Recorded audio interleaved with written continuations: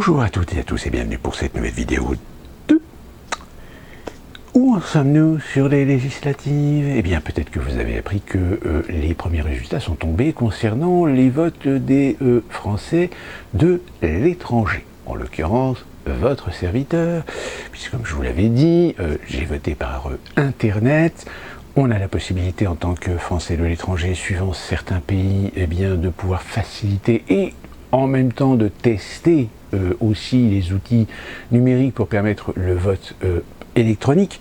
Je vous avais dit que nous n'avions pas le vote électronique pour les présidentielles. En l'occurrence, on l'a pour les législatives. Donc nous avons déjà voté pour le premier tour et nous voterons pour le deuxième tour. Et déjà, en ce qui concerne les États-Unis, apparemment, suivant certaines données qui nous sont envoyées par la plupart des candidats, ce sont plus de 40 000 Français qui ont voté aux États-Unis. Et apparemment, à travers le monde, c'est 110 000 personnes qui auraient voté par soit le bureau traditionnel ou le vote électronique. Bureau traditionnel où apparemment dans certains pays il s'est posé un petit problème, c'est que les bulletins des candidats, des prétendants, tous les bulletins n'étaient pas présents. Apparemment ce serait parce que c'est sous la responsabilité des partis politiques de financer les bulletins et non pas le ministère de l'Intérieur. Allez savoir ou allez comprendre pourquoi. Évidemment, les résultats ont donné déjà une estimation de ce que les Français de l'étranger ont préféré pour être représentés à l'Assemblée nationale. Et pour l'instant, au premier tour, eh bien, ce sont les candidats finalement de la nouvelle Union populaire écologique et sociale qui domineraient.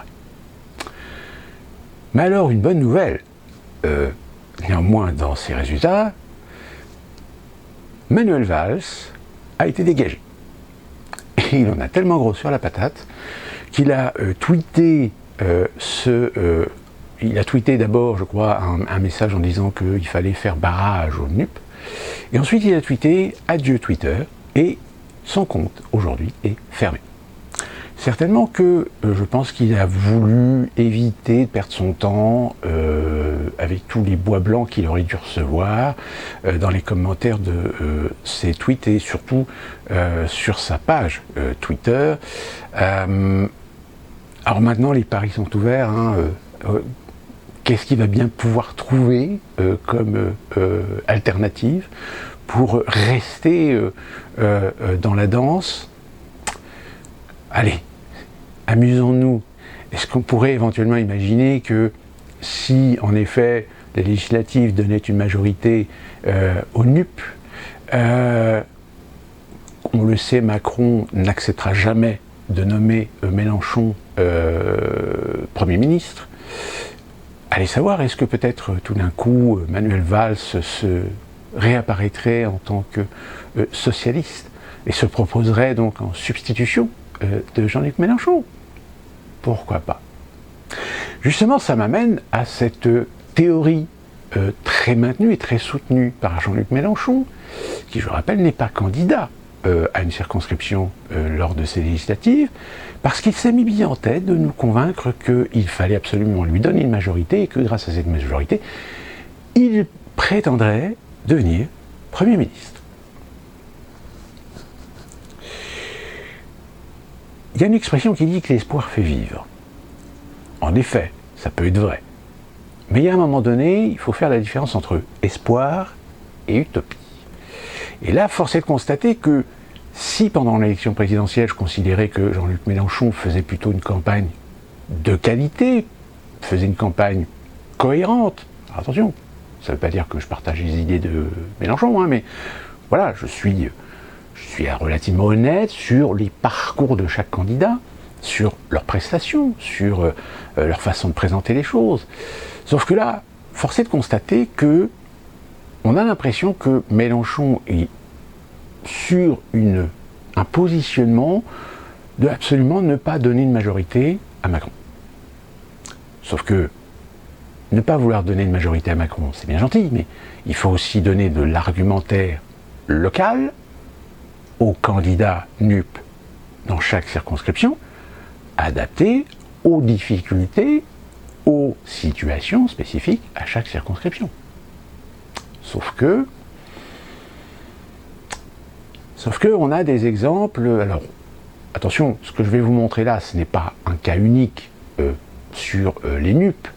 C'est arrivé également sur des candidats Rassemblement National qui, lorsqu'ils sont passés en plateau dans des télévisions locales, régionales, on a eu un festival, en effet, de gens qui très clairement ont été choisis, mais sans vérifier si véritablement ils avaient le potentiel, le charisme, la capacité de pouvoir assumer ce rôle.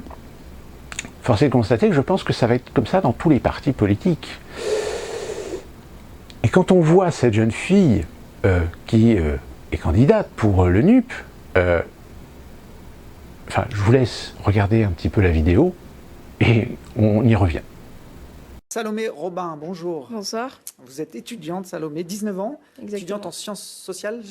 C'est bien ça. Vous êtes membre de la France Insoumise et vous représentez la NUPES. Et que nous, donc, nous voulons investir 250 milliards d'euros parce que si on fait rien, si on n'investit pas, ça coûte plus cher après, notamment par rapport à l'écologie. Nous voulons faire des dépenses publiques, c'est un peu à la Keynes, quoi. Voilà. Après, ce sera un cercle vertueux parce que, je vous dis, à la fin, au total, il y a 267 milliards d'euros par an qui va ressortir parce Imagination. qu'il y aura une consommation populaire à 53%. Parce que dès qu'on investit massivement, il y aura un cercle vertueux et on sait que c'est une mesure aussi féministe d'augmenter le salaire à 1500 € net parce que quand même la moitié des femmes gagnent moins que le SMIC. Et nous, je pense que on est toutes des femmes ici, on serait d'accord quand même pour l'égalité salariale entre les hommes et les femmes. Et ça, c'est possible.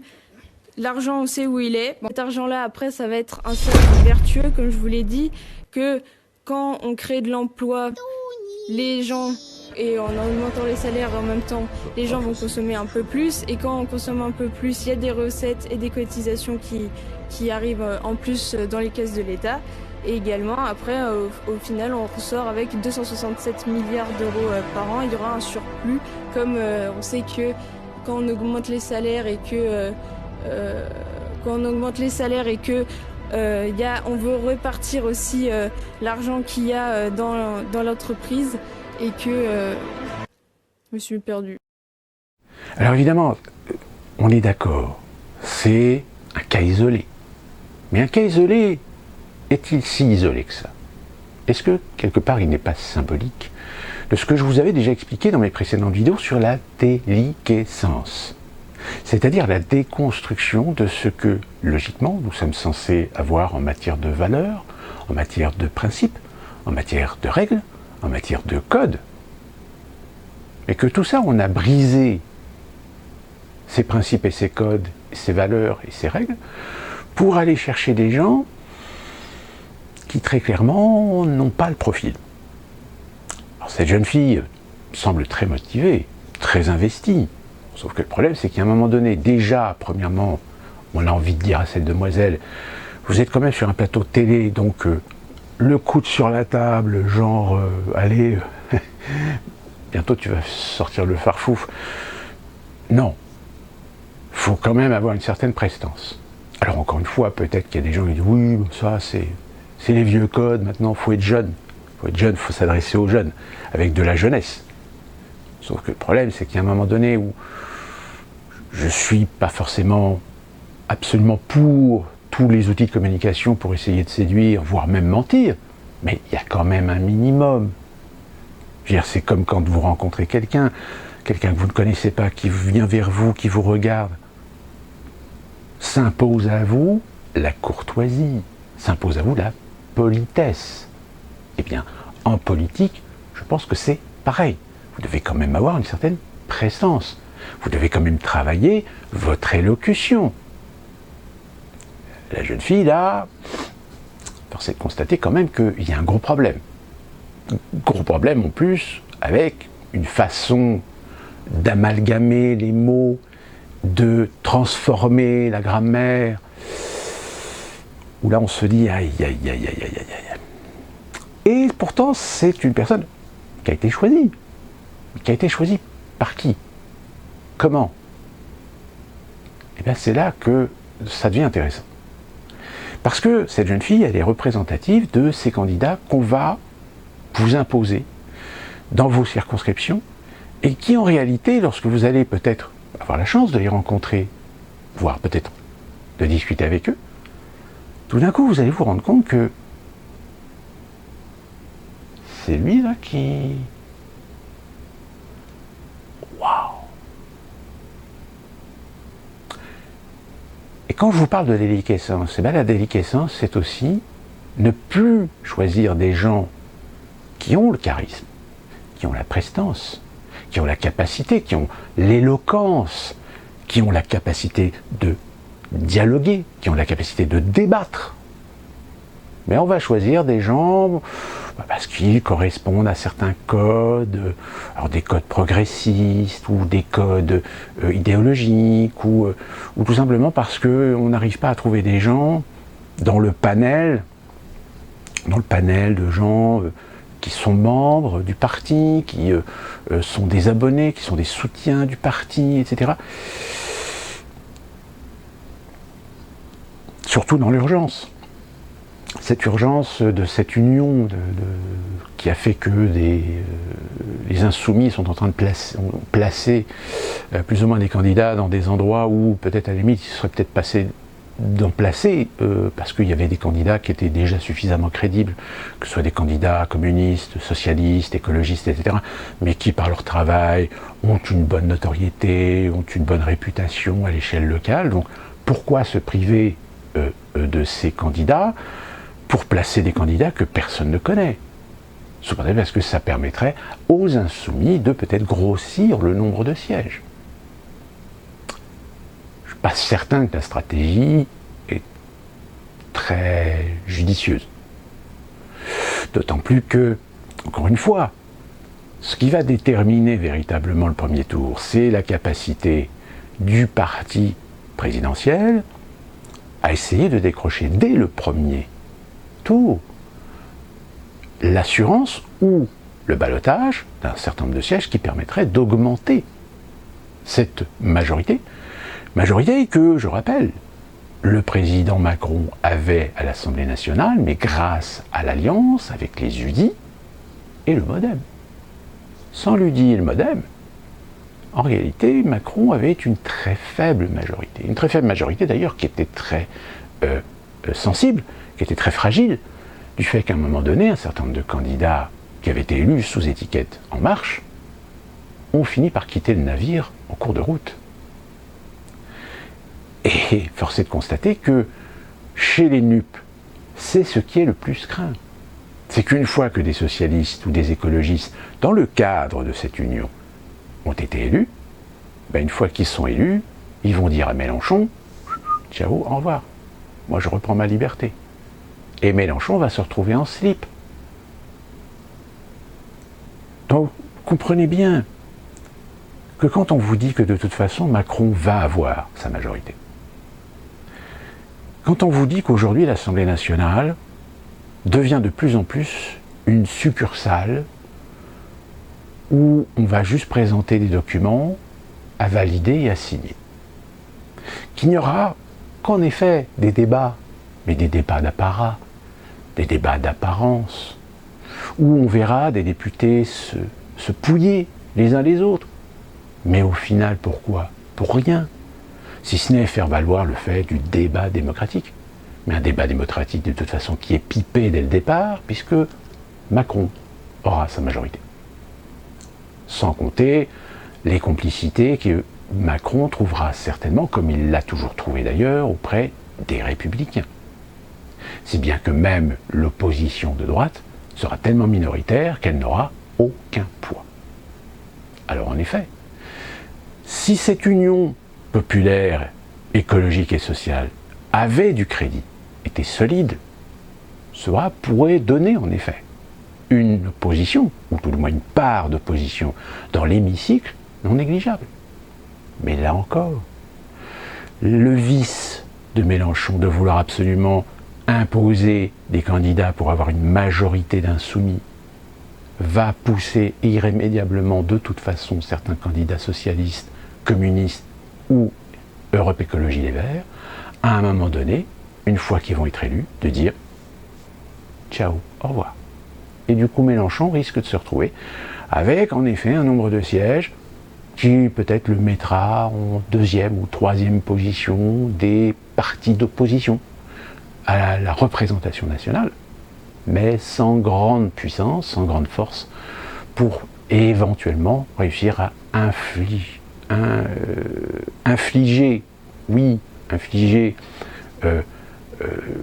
des coups à la majorité présidentielle, mais insuffler véritablement une force d'opposition. Mais j'ai envie de dire, c'est le même problème du côté des souverainistes.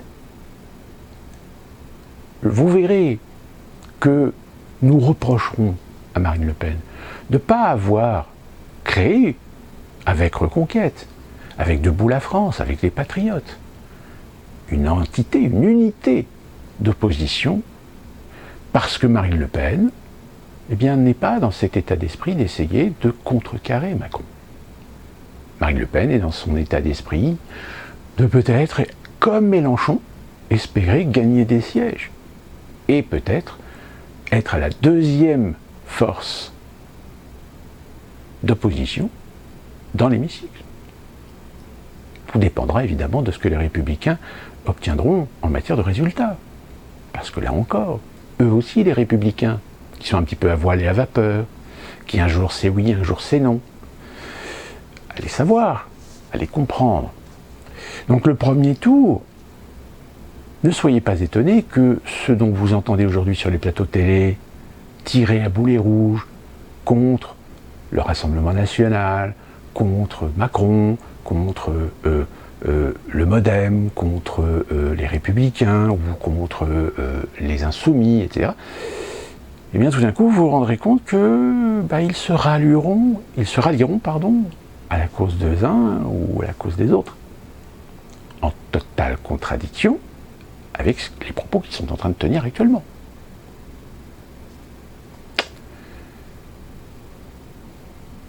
Je peux comprendre des Français aujourd'hui qui se disent mais pourquoi on irait perdre son temps à aller voter puisque de toute façon les dés sont pipés, puisque de toute façon la réélection de Macron démontre que de toute façon la République elle est morte.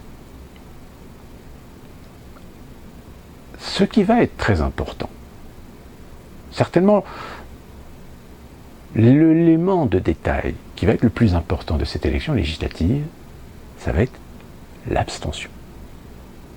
Parce que si dès le premier tour, l'abstention dépasse 60%, comprenons-nous bien que 60%, ça veut dire que les candidats qui passeront certainement de second tour, et certainement qu'au second tour, suivant évidemment, si jamais,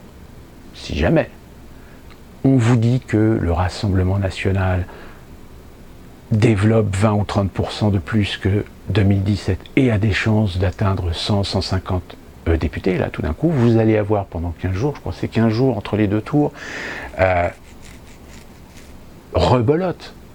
Vous allez revoir exactement ce que vous avez vu pendant l'élection présidentielle. Des gens qui vont vous inviter à voter contre le Rassemblement national. Tout comme Valls vous a dit de voter contre les NUP. Et vous verrez que, comme Manuel Valls, certains diront non, à tout compte fait, voter contre le Rassemblement national. Donc l'abstention de cette élection législative, elle va être très importante. Parce qu'elle donnera ou non une légitimité à cette représentation nationale. Que si jamais, sur les deux tours, nous dépassons les 50 ou 60% d'abstention, eh bien cette représentation, en réalité, ne représente rien. Elle représentera évidemment cette France qui a voté. Mais est-ce qu'il est démocratique de considérer que sur 10 Français, si vous en avez 3 ou 4 qui votent, en quoi il est démocratique que ces 4 personnes qui votent sont représentatives de l'opinion, de l'envie, de la décision d'un pays sur le plan démocratique? Non. La démocratie, c'est au moins inciter, obliger plus de la moitié du peuple à s'exprimer. Tant que la moitié du peuple ne légitime pas la représentation, ne légitime pas un vote, ne légitime pas un élu, et dans ce cas-là, l'élection devrait être annulée. Toute élection devrait obligatoirement prendre en considération et inciter les Français à voter. Si les Français ne votent pas en majorité, donc ça veut dire que le processus n'est pas intéressant, ou les candidats n'attirent pas, ou tout simplement les Français n'ont pas envie de voter pour ces gens-là. Et là, je rejoindrai en effet la proposition d'Asselineau, éventuellement dans une réforme de la Constitution, de dire que tant qu'on n'aura pas atteint le quorum de la moitié des électeurs inscrits, eh bien, l'élection est annulée. Et on réorganise des élections, mais tous les candidats qui se sont présentés n'ont plus le droit de se présenter. Ce qui permet d'ouvrir la porte à une autre proposition politique, mais aussi une autre proposition de personnalité politique.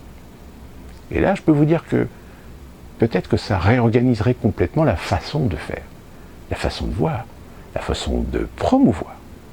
Même si, encore une fois de plus, la politique est ce qu'elle est, dans son illusion, dans son utopisme, dans cette capacité à essayer de capter de l'électorat avec des belles paroles, avec le verbe, avec l'adjectif, avec des sujets, mais qui en réalité, derrière, comme on compte sur 80-90% des Français qui ne vont pas aller chercher ou ne vont pas comprendre ou ne vont pas interpréter subtilement que ce que l'on leur dit n'a pas de sens, dans le sens où la réalité des moyens économiques, financiers, matériels, structurels, institutionnels ne permettra jamais à ces gens de faire ce dont ils prétendent vouloir faire. Logique. Et je terminerai là-dessus, puisqu'on en reparlera, puisque le premier tour, je crois, est dans 1 semaine, 2 semaines. Comme je vous l'ai dit, ce qui va être très important, c'est l'abstention. Et il y a une deuxième chose qui va être importante. Et on le voit d'ailleurs, que ça dérange sur certains sondages. Parce que les sondages, évidemment, sont ce qu'ils sont. Donc quand vous avez différents sondages qui vous font une projection où il y en a qui intègrent des candidats ou qui intègrent des sièges pour des petits partis tels que Reconquête, et d'autres où Reconquête n'existe même pas dans la représentation possible de l'Assemblée nationale, eh bien, j'ai envie de dire Reconquête, oui. Reconquête aujourd'hui, c'est un parti sur lequel il va falloir garder un regard pour savoir est-ce qu'il va réussir à percer? Est-ce qu'il va réussir à décrocher 2, 3 ou 4 sièges à l'Assemblée nationale? Si jamais Zemmour réussit à placer des députés, ben, j'ai envie de dire, c'est quand même pas mal pour un parti aussi jeune, pour un investissement aussi court. Et d'ailleurs, le parti Reconquête a pris des décisions structurelles de se lancer dans une conquête plus large, plus populaire, par l'intermédiaire d'outils de communication. Il y aura par exemple des éditions qui seront faites, il y aura des forums qui vont être organisés, un peu d'ailleurs comme ce que fait finalement François Asselineau depuis des années. Parce que ils le savent.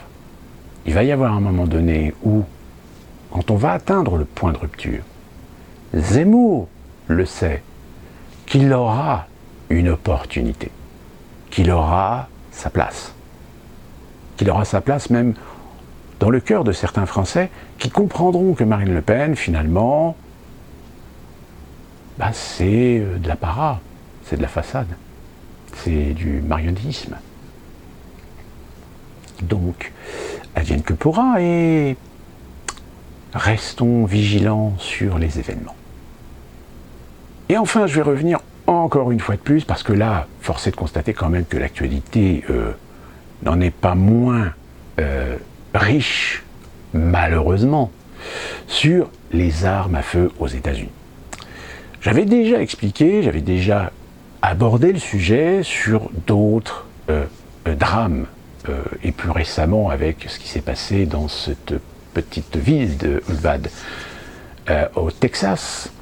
Sauf que là, on a quand même d'autres fusillades qui ont eu lieu ce week-end dans le Tennessee, en Floride et surtout en Pennsylvanie, où dans un des quartiers animés de loisirs de la ville, il y a eu tout simplement un règlement de compte. Sauf qu'un règlement de compte qui a quand même fait des morts et pas mal de blessés. Au bas mot, le week-end, le bilan du week-end, c'est près de 50 morts. Et ce qui est très intéressant, c'est que certains médias, évidemment, vous parlent peut-être de ce fameux week-end aux États-Unis, mais il y a un endroit que... oui, j'en ai déjà parlé, mais je vais en reparler pour ceux qui peut-être n'ont pas vu cette vidéo et ne sont pas au courant. On se rend compte que certains médias ont complètement occulté Chicago. Chicago, il faut savoir que cette ville, ou tout le moins quand on dit Chicago, c'est pas uniquement que la ville, c'est évidemment la grande mégapole, comme souvent les mégapoles américaines. C'est, je ne sais plus combien le chiffre, je vous le mettrai ici, mais c'est un gros bilan sur le week-end du Memorial Day. Le week-end du Memorial Day, c'était le week-end dernier, pas le week-end dernier, mais le week-end d'avant, où pour certaines entreprises, certains, le lundi était férié. Le Memorial Day, je rappelle, c'est finalement le jour de la mémoire, où on regroupe finalement tous les conflits dans lesquels les États-Unis ont participé, c'est-à-dire contrairement où en France on fête le 11 novembre ou le 8 mai, etc., aux États-Unis, en fait, ils fêtent toutes les guerres sur un même jour. Alors vous avez deux jours par contre sur la mémoire, vous avez le Memorial Day qui est sur les guerres, la mémoire des guerres dans lesquelles les États-Unis ont participé, et vous avez le Veteran Day qui est un jour par contre pour honorer les vétérans et les morts, évidemment, les soldats américains dans les différents conflits dans lesquels les États-Unis ont été engagés. Donc, le fameux week-end du Memorial Day, à Chicago, ça a été un bilan très lourd. Et il faut savoir que Chicago, comme la plupart d'ailleurs des villes nord-américaines, ont un héritage démographique, culturel, qui fait que c'est souvent dans ces grandes villes-là qu'on retrouve une communauté afro-américaine importante. Et en effet, la communauté afro-américaine aux États-Unis est une communauté qui est le plus sujet à des problèmes sociétaux, à des problèmes sociaux, économiques.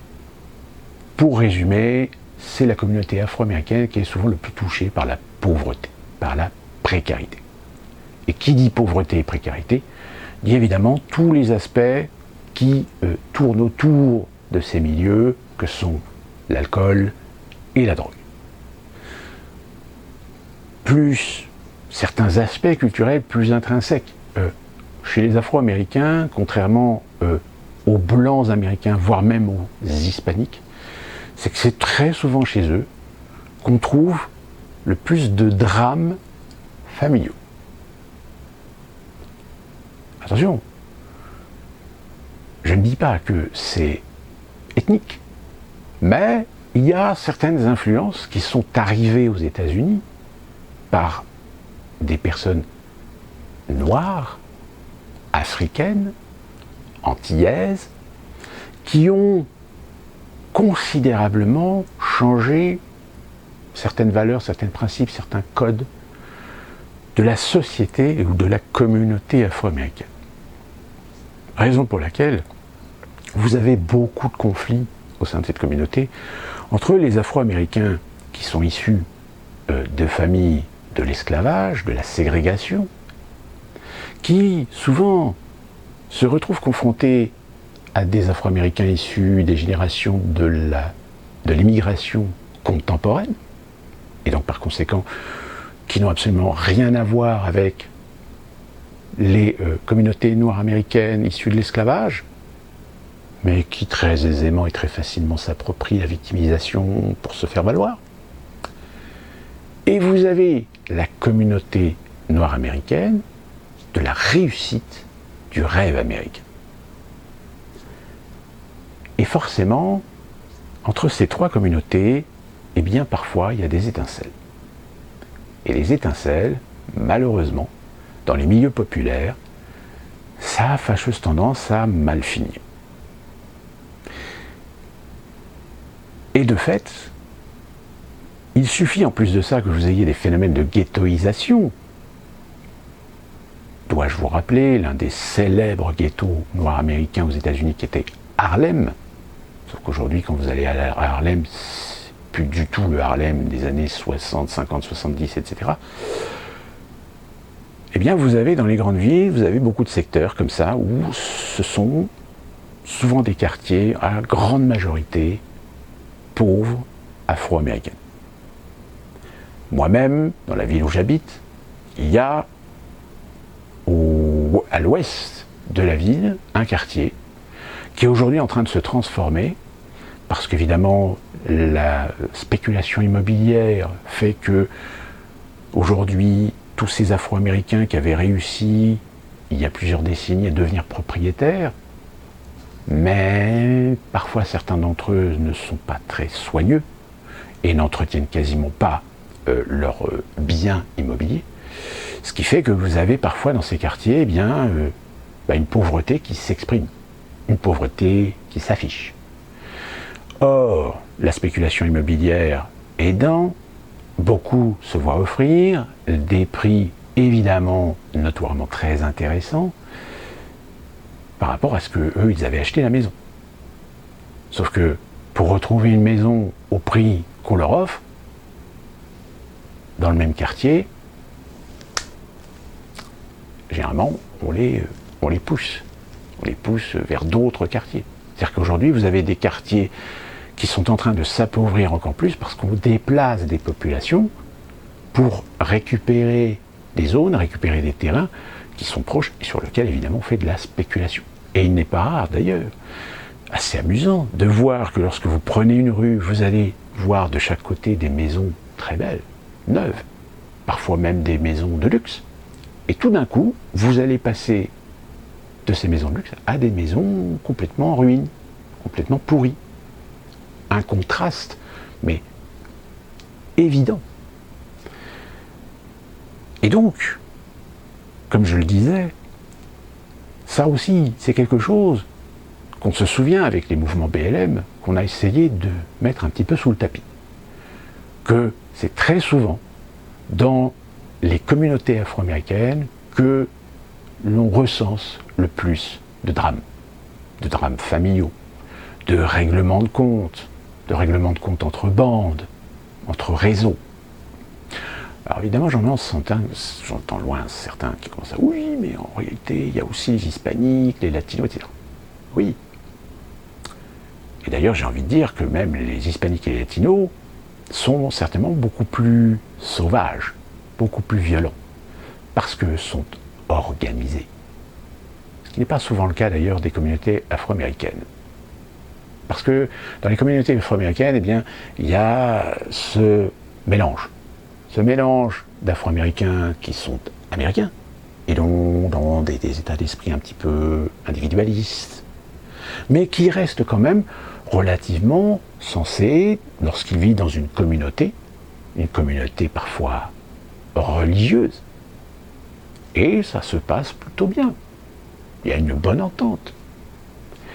Et je peux vous garantir, de mon expérience personnelle, puisque moi-même, j'habite dans un quartier à grande majorité afro-américaine, mais ce sont des Afro-Américains, comme je viens de vous les nommer, qui sont très souvent religieux et qui font partie d'une communauté souvent regroupée par des églises qui sont très très proches.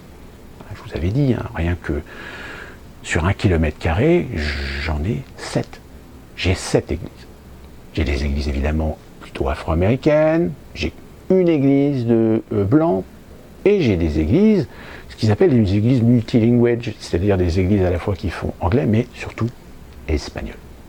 Donc, l'idée de communauté religieuse reste très intrinsèque à la culture américaine, dans certains endroits, et surtout dans les États du Sud. Ce qu'on ne retrouve pas forcément dans les États du Nord, qui eux sont un peu plus émancipés, un peu plus progressistes. Et du coup, les individualismes, parfois, s'affrontent, surtout quand il y a des conflits d'intérêts, surtout quand il y a des questions de business, d'argent, de drogue, d'armes. Donc, je reviens à Chicago. Chicago, aujourd'hui, est la ville ou la métropole où il y a le plus de problèmes de délinquance, de conflits familiaux, et qui finissent souvent très très mal. Et tous les week-ends, il y a au moins 1 ou 2 morts par fusillade. Fusillade par règlement de compte.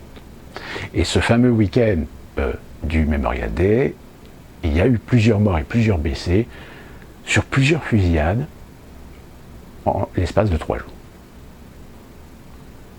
Alors ce qui est assez amusant, c'est que il y a quand même certains, j'ai vu un article passé qui expliquait comment se fait-il que les fusillades se développent beaucoup plus quand il fait chaud. Tout simplement parce que, comme je vous l'ai dit, dans la communauté noire américaine, comme aussi dans d'autres communautés hispaniques, plus généralement dans les communautés pauvres, populaires, dans la précarité, ils n'ont pas les moyens de se payer une climatisation. Donc forcément, dans les États où il fait chaud l'été, les gens vivent dehors, pas à l'intérieur. Et quand vous avez des gens qui vivent dehors, mais qui vivent parfois avec des comportements pas forcément sociables, c'est exactement le problème que vous avez en France. Vous savez, quand vous avez ces jeunes de quartier qui se baladent avec des quads ou des motocross, qui font c'est les mêmes qu'on a aux États-Unis. Hein. Au bout d'un moment, ça tape sur le système de certaines personnes. Certaines personnes qui commencent à en avoir un petit peu gros sur la patate. Certaines personnes qui, parfois, sont un peu fragilisées psychologiquement. Jusqu'au jour où, ça finit par péter les plombs. La différence entre la France et les États-Unis, c'est qu'aux États-Unis, il est plus facile de trouver des armes à feu qu'en France. Même si en France, vous pouvez en trouver. Mais vous voilà la raison, la réponse, pas complète, mais en partie, des problèmes que nous avons sur les armes à feu aux États-Unis. Et je rappelle, le nombre de morts revus en proportion à la population américaine, on reste évidemment sur un chiffre qui est à l'image, finalement, du pays, de la culture. Mais, très souvent, et même dans les cas que vous pouvez voir actuellement aux États-Unis, on en revient toujours au même problème. Le problème, ce n'est pas les armes. Même si, attention, si vous interdisez les armes aux États-Unis, moi je vous le dis sincèrement, ça ne résoudra pas le problème. Parce que le problème de fond, c'est l'éducation. Le problème de fond, c'est une société ultralibérale. Le problème de fond, c'est identifier les personnes à problème. Mais est-ce que l'État, le comté, l'État fédéral, a les outils locaux pour éviter le pire? Non. Je peux vous garantir qu'aux États-Unis, il est très rare de ne pas croiser des individus dont on se doute bien qu'ils ont un problème, qu'ils ont un pet au casque. Alors, je sais qu'en France, ça arrive aussi. En France aussi, maintenant nous avons des problèmes structurels qui ne permettent pas de, peut-être, anticiper des personnes, anticiper des comportements à risque. Aux États-Unis, c'est l'inverse. on a les identifications, on a les caractéristiques des individus. Mais comme ça coûte de l'argent aux contribuables, comme ça coûte de l'argent à la communauté, eh bien pour beaucoup d'entre eux, on préfère les laisser dans la nature. Sauf que leur comportement, leur état psychologique, leur état psychique, fait que dans un pays où le port d'armes est autorisé, dans un pays où on peut acheter n'importe quelle arme, surtout dans certains États ou dans certains comtés, attention, je ne vous parle pas des gens, évidemment, qu'on peut identifier de par leur comportement, de par leur attitude, etc. Je vous parle des gens qui peuvent vous paraître tout à fait normaux, mais qui en réalité, quand vous commencez à les connaître un peu, discuter avec eux, les voir évoluer dans leur vie privée, etc., là vous vous dites, ouais, non, là, il y a un problème, cette personne n'est pas notoirement dangereuse, mais elle peut avoir à un moment donné un comportement impulsif et devenir dangereux. Ce qu'on appelle plus vulgairement péter les plombs. Et bien malheureusement aux États-Unis, beaucoup de problèmes, beaucoup de morts par arme à feu sont dus à cette cause. Cette cause que nous sommes dans une société où on a cultivé l'infantilisation, l'immaturité, l'irresponsabilisation, et que par conséquent, eh bien, on a dans la nature des gens potentiellement dangereux. Raison pour laquelle certains États, certains comtés ont resserré les boulons sur l'accès aux armes. La Californie, par exemple. Je peux vous dire que pour avoir une arme en Californie, vous pouvez en trouver des armes très facilement. Mais en revanche, si vous n'avez pas l'autorisation ni le permis, eh ben, si on vous trouve en détention d'armes illégales, ça coûte très cher.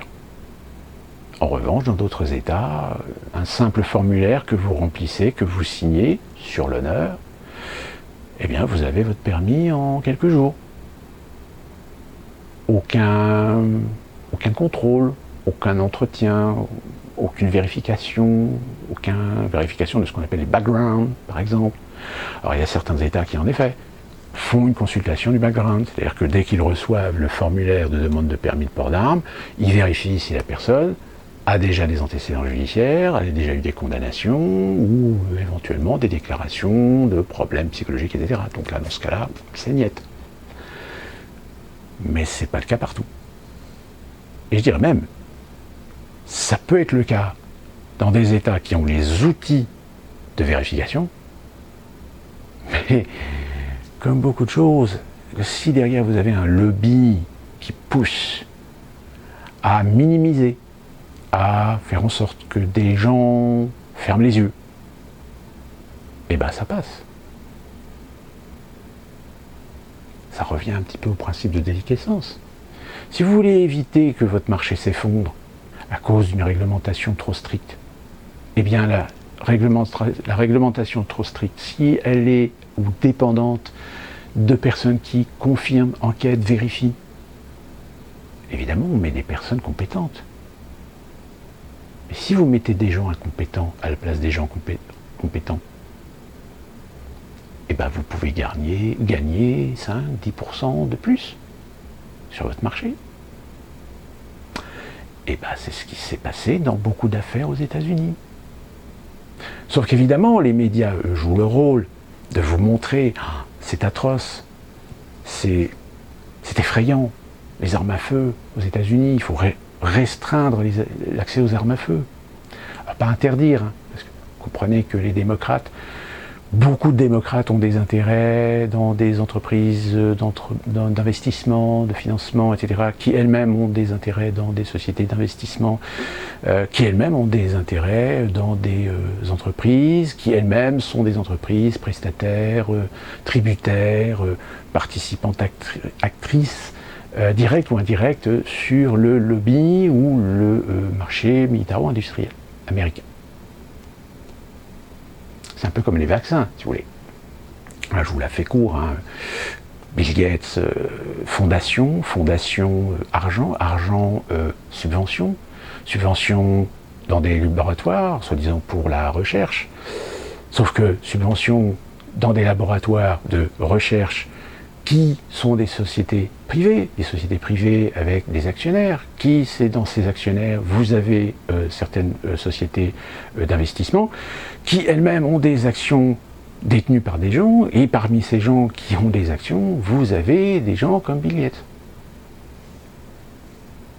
Et c'est le cercle. Ce que vous investissez, soi-disant par philanthropie, en réalité, vous investissez pour valoriser des entreprises directes ou indirectes à l'activité dans laquelle vous investissez et dans lesquelles vous avez des billes. Et donc, vous êtes gagnant. Ça, c'était pour la petite anecdote. Et bien, c'est pareil pour le marché des armes. C'est que chez les démocrates comme chez les républicains, vous avez souvent des gens qui sont tenus en laisse par le fait qu'ils ont des intérêts indirects avec le marché des armes.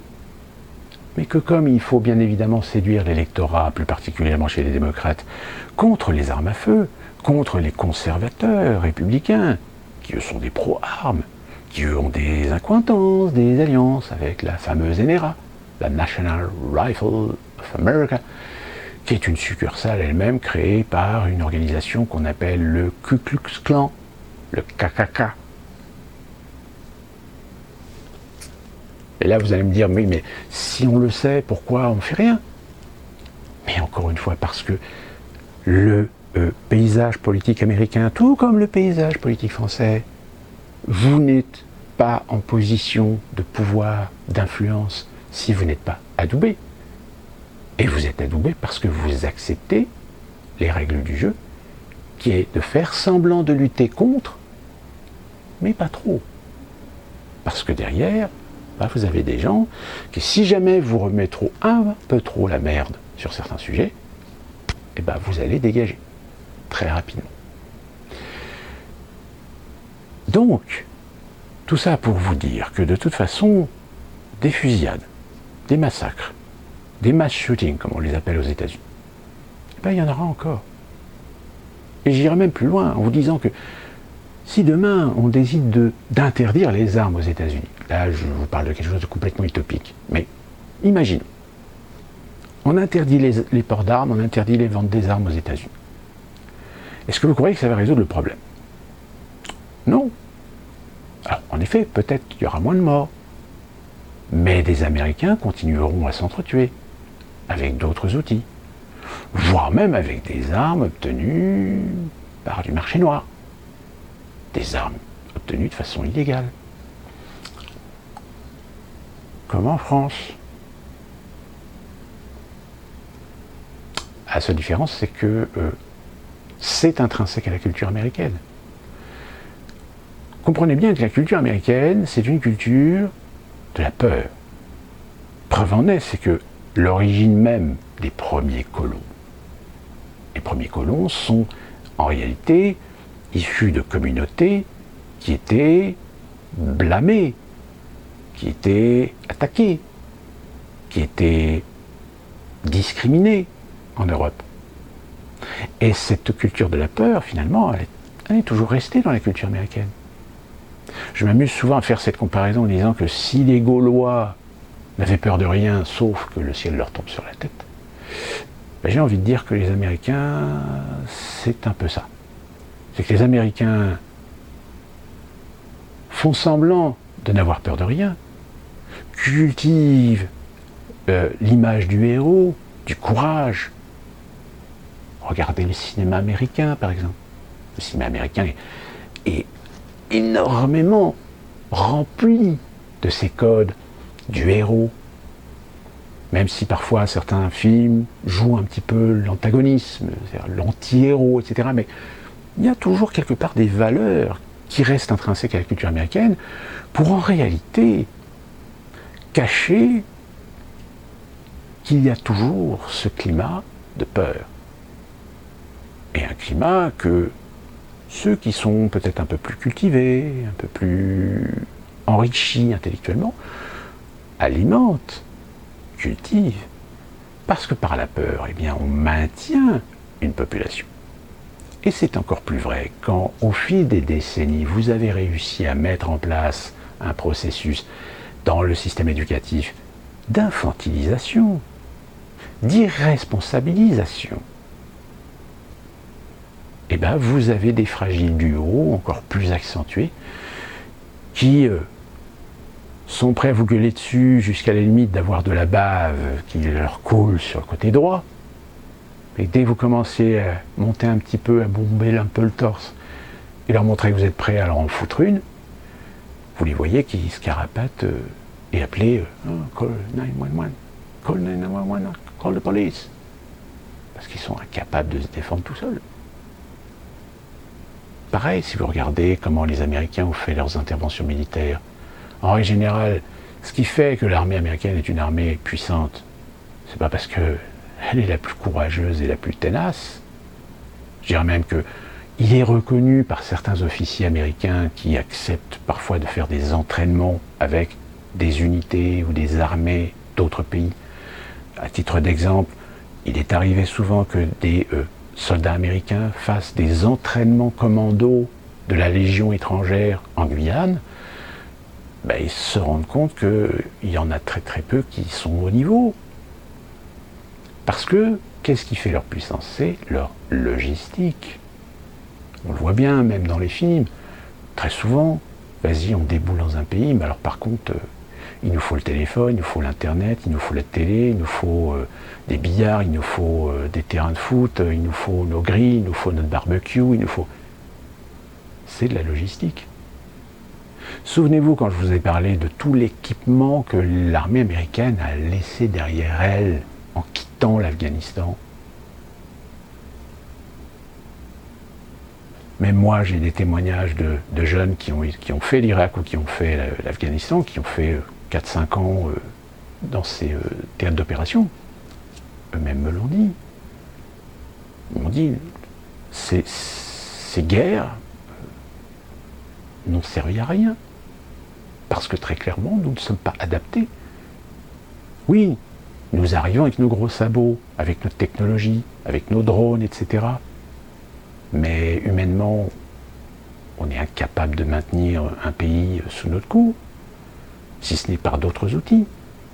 Des outils économiques, des outils d'influence politique, idéologique, des mainmises sur des matières premières, des contrôles sur l'énergie. Mais en matière militaire, il n'y a pas réellement une guerre que les Américains ont gagnée. Ils ont gagné la Seconde Guerre mondiale, mais il y avait quand même une alliance. Mais je rappelle quand même que ceux qui sont arrivés les premiers à Berlin, c'est pas les Américains, c'est les Russes. Et que je suis pas certain que les Alliés auraient gagné la guerre sans les Russes. Mais là encore, aujourd'hui, vous voyez qu'on est en train de réécrire l'histoire. Mais quand vous regardez les théâtres de conflits américains, ils ont plus souvent perdu que gagné. Alors certains vont me dire, oui, il y a l'Irak. Comprenez bien que si vous déboulez avec justement toute cette logistique, etc., que vous écrasez tout, etc., mais oui, le problème, c'est que l'Irak, on disait que c'était la 3e ou 4e armée au monde, et puis en réalité, oui, matériellement, ils étaient peut-être très puissants, mais ils n'avaient pas les hommes derrière. Puisqu'on a des témoignages aujourd'hui dans l'histoire que la guerre en Irak a été gagnée très rapidement. Pourquoi? Parce que les soldats irakiens, il y en a beaucoup qui se sont barrés. Il y en a beaucoup qui se sont rendus. L'Afghanistan, dois-je faire le constat de l'Afghanistan? La Corée, le Vietnam, la Somalie. Donc, il y a un moment donné, il faut se poser les bonnes questions et faire des bons constats. Donc tout ça pour que vous compreniez bien que de toute façon, quelles que soient les décisions législatives que l'État fédéral pourra prendre pour mettre plus de restrictions dans les armes, voire même, comme je vous l'ai dit, de façon très utopique, imaginer une interdiction des armes, ça restera une réglementation, une législation fédérale. Et donc par conséquent, ça ne résoudra pas les problèmes, et quitte même, je dirais, de toute façon, en règle générale, ce qui est en train de se passer aux États-Unis, ça se passe un peu partout dans le monde, c'est que la situation économique est forcément en part non négligeable sur la détérioration sociale de certaines couches de la société, de certaines classes de la société, qui vont s'appauvrir, qui vont avoir de plus en plus de difficultés à s'en sortir, et qui, du fait parfois dans certains pays d'un manque total de gestion, d'un manque total de cohérence, d'un manque total de compréhension, voire même de responsabilisation, eh bien, vont laisser se générer, s'alimenter des colères et des haines sur le fait que des gens qui ont toujours été honnêtes, qui ont toujours payé leurs impôts, mais qui n'y arrivent plus, qui sont à la limite de tout perdre, voient l'État, des organisations, des mairies, des associations, des groupes, aider des étrangers. Et ça n'a rien à voir avec le racisme. C'est une logique évidente. C'est un comportement presque, c'est un comportement humain. À un moment donné, de se dire, moi qui suis citoyen, moi qui ai toujours été honnête, moi qui ai toujours payé mes impôts, mais je n'y arrive pas. Je n'y arrive pas parce que on ne récompense pas mon mérite, parce qu'on ne me permet pas de gagner ma vie décemment, parce qu'on veut faire de moi un esclave, on veut me soumettre. En revanche, il y en a d'autres qui aujourd'hui vivent aux frais de la princesse. Et je vais terminer avec cette petite anecdote. Et je reviendrai sur ce sujet-là peut-être plus tard parce que c'est une situation qui a commencé à évoluer. J'en avais déjà fait des vidéos. Le cinéma. Vous avez peut-être vu, les cinémas sont en train de se plaindre que ils sont dans la merde. Eh bien, sur les réseaux sociaux, il y en a qui commencent déjà à réfléchir. Alors, il y a le pass culturel qui va être mis en place. Mais là encore, qu'est-ce que le pass culturel si ce n'est du loisir subventionné? Et donc avec l'argent du contribuable. Alors ça, aux États-Unis, ça ne marche pas très bien parce que dès qu'on parle d'argent du contribuable, le fait que les gens doivent payer pour satisfaire le besoin ou l'intérêt des autres, mais que les autres, au final, en foutent pas une et ne remboursent pas ou ne contribuent pas à faire un effort, il y a un moment donné où ça génère en effet des distorsions même dans l'idée de solidarité. Et en France, c'est exactement pareil. Sauf que malheureusement en France, on instrumentalise encore plus idéologiquement les problèmes pour satisfaire des discours, caresser dans le sens du poil des communautés. Car je rappelle, pour terminer, la différence qu'il y a entre les problèmes de communautarisme en Europe avec les États-Unis, c'est qu'aux États-Unis, allez, on va dire 80% des communautarismes aux États-Unis ont tous en commun une culture issue de la culture européenne judéo-chrétienne. Ce qui n'est pas le cas en Europe. En Europe, vous avez une mixité de cultures, alors en effet, issue du monde chrétien, on va dire, mais aussi de monde arabo-musulman, de monde du Maghreb, du monde d'Afrique noire, où là, très clairement, culturellement, des origines, des traditions, et ça ne peut pas coller. Alors, attention, ne me faites pas dire ce que je n'ai pas dit. Il y a des gens du Maghreb, il y a des Arabes, il y a des Baltes, des Slaves, des Portugais, ou des personnes issues des anciennes colonies françaises, ou même des personnes issues de l'Afrique noire, qui se sont parfaitement bien intégrés à la culture occidentale, à nos cultures, à nos pays, et qui respectent les valeurs, les principes, et même se disent qu'ils ont la chance d'être français, et de ne pas être restés dans leur pays où c'est la pauvreté, la soumission, la religion, le radicalisme, la corruption, les guerres civiles, les massacres, les génocides. Évidemment. Je dirais même que même ces Français ou ces étrangers qui aspirent à jouir des qualités de la démocratie, des qualités de la société occidentale, de la modernité, du progrès de la société occidentale, ce qui est assez amusant, c'est que c'est les premiers à critiquer leurs congénères, leurs compatriotes, les gens issus de leur communauté qui foutent le bordel. Mais comme toute situation de crise, malheureusement, eh bien, sa fâcheuse tendance parfois à très mal finir. Donc pour finir sur les armes aux États-Unis, faites très attention avec tout l'aspect médiatique, évidemment, sur lequel on enjolive tout l'émotionnel que ça suscite, même si ça reste évidemment des drames. Je rappelle que le fond du problème, ce ne sont pas uniquement que les armes, c'est aussi la société américaine, c'est aussi une certaine forme de culture qui est responsable de cette situation. Sur ce, d'ici qu'on se retrouve pour une prochaine vidéo, que puis-je vous souhaiter d'autre? De bien vous porter.